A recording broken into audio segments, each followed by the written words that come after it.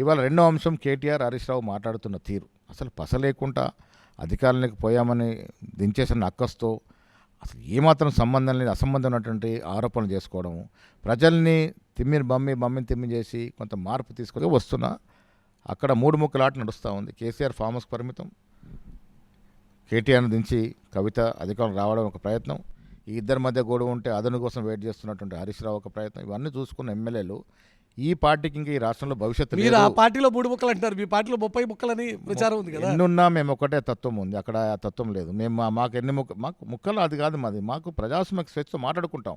ఇందాక మీ దగ్గరికి వెళ్ళిన జగ్గారెడ్డికి ఎన్నిసార్లు రేవంత్ రెడ్డి మాట్లాడినారు. బట్ ఏదున్నా సైద్ధాంతిక పరంగా కొన్ని అంశాల మీద మాట్లాడుకున్న స్వేచ్ఛ మా పార్టీలో ఉంటుంది. మాట్లాడుకున్నా కలిసి మళ్ళీ పనిచేసాం, అధికారంలోకి వచ్చాం. ఇక్కడ ముక్కలాట లేదు, ఇక్కడ అధికారం కోసం ముక్కలాట ఏం లేదు, మా కుటుంబ సభ్యులు తగాదా ఏం లేదు. ఇక్కడ అందరం కూడా కలిసి పనిచేస్తున్నాం.